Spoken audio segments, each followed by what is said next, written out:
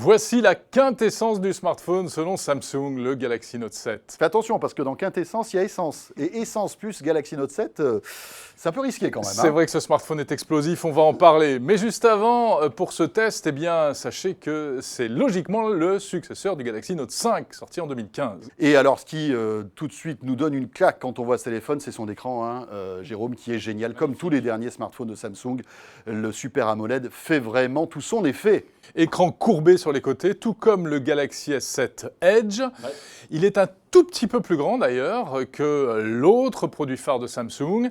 Et puis regardez-le également comparé à un iPhone 6 Plus exactement, eh bien l'écran est plus grand et pourtant il fait plus compact. Et oui, regardez les petits bords en fait de l'iPhone 6S Plus, ils sont gros par rapport à ceux qui sont inexistants sur le Galaxy Note 7. Du verre Gorilla Glass 5 dernière génération hyper solide, il est étanche jusqu'à 1,50 m et on peut même écrire sous l'eau grâce au stylet car il a un stylet, on va en parler. Ouais, bon, enfin après il faut apprendre quand même à respirer sous l'eau pour écrire aussi, autrement c'est pas facile. Il intègre un port USB-C et en plus c'est la toute dernière génération d'USB-C, très haut débit et qui permet même de recharger des accessoires depuis le téléphone mobile. Important donc, on voit que l'USB-C arrive en masse même sur des smartphones Samsung, c'est sans doute la prise du futur, il n'y a plus de doute là-dessus. L'appareil photo est magnifique, c'est exactement la technologie du Galaxy S7 et du S7 Edge. 12 mégapixels au dos, 5 mégapixels à l'avant, on ne va pas s'étendre sur le sujet, vous retrouverez tous les tests sur 01net.com, probablement le meilleur appareil photo du moment. Allez, on dépiote la bête et on voit ce qu'elle a un petit peu dans le ventre. On s'intéresse au processeur. Alors, en Europe, c'est l'Exynos 8890. Il faut savoir que, par exemple, aux US, eh bien, il s'agit d'un Snapdragon. Nous, on a le processeur maison Samsung, donc dans le Galaxy Note 7. Bon, qui ne déçoit pas en termes de perf, là oui, encore. Qui est équivalent à celui des US. 64 Go de mémoire extensible, il fonctionne sous Android 6, mais il sera compatible avec Android 7, le fameux Nougat. Et puis il y a bien sûr la surcouche Samsung, la surcouche TouchWiz, qui a été très légèrement restylée. Alors les points forts de ce Galaxy Note 7, il en a beaucoup. Le design, il est superbe. Là, il n'y a aucune ambiguïté. Plus carré que le S7, il tient mieux dans la main, très agréable, donc un sans faute de la part de Samsung. C'est vraiment une claque au niveau design, tu l'as dit.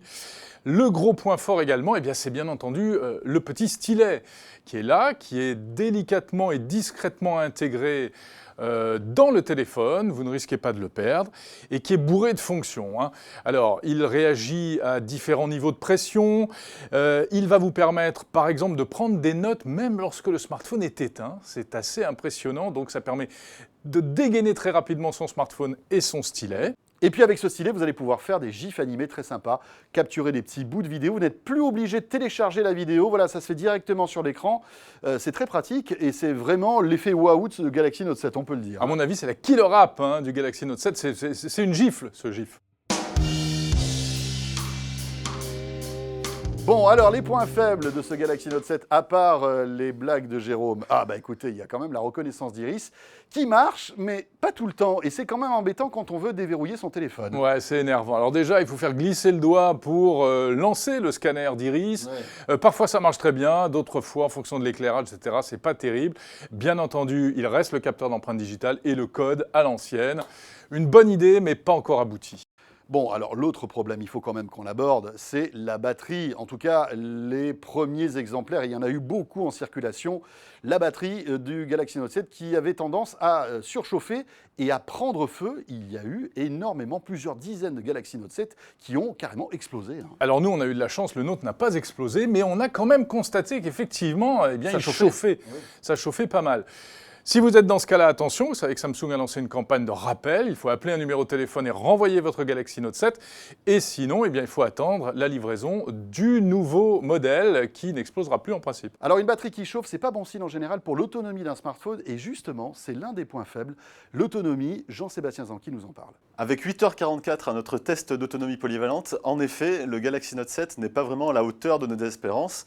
Samsung nous avait habitués à beaucoup mieux tout au long de l'année, avec notamment les modèles S7, mais aussi les séries A et J. En fait, le Galaxy Note 7 a une batterie légèrement moins puissante que le S7 Edge, c'est-à-dire qu'il a 3500 mAh contre 3600 mAh, mais le S7 Edge fait plus de 13 heures d'autonomie polyvalente. Donc ça ne justifie en rien les 4h30 d'écart entre les deux modèles. Alors, est-ce que c'est vraiment un problème de cette batterie qui explose et qui est aussi défectueuse au niveau des performances? Ou est-ce qu'il y a un problème d'optimisation de logiciels de la part de Samsung? Ça, on le saura quand on testera les versions définitives du Galaxy Note 7, qui seront donc remises sur le marché très bientôt, mais on n'a pas encore de date.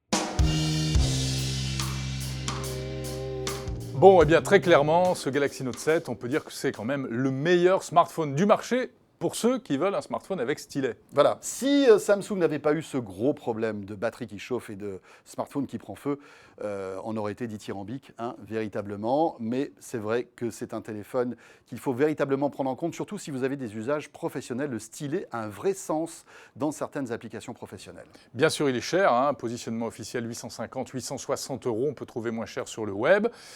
Et puis, malgré cela, il y a aussi le Galaxy Note 5 qui continue sa vie. Qui est sorti il y a 2 ans, qui est un téléphone toujours très puissant, avec un bon appareil photo, un bel écran, qui peut être une alternative et dont le prix baisse. Ça, c'est la bonne nouvelle. Voilà, pour en savoir plus, bien entendu, retrouvez tous les tests détaillés du labo sur 01net.com.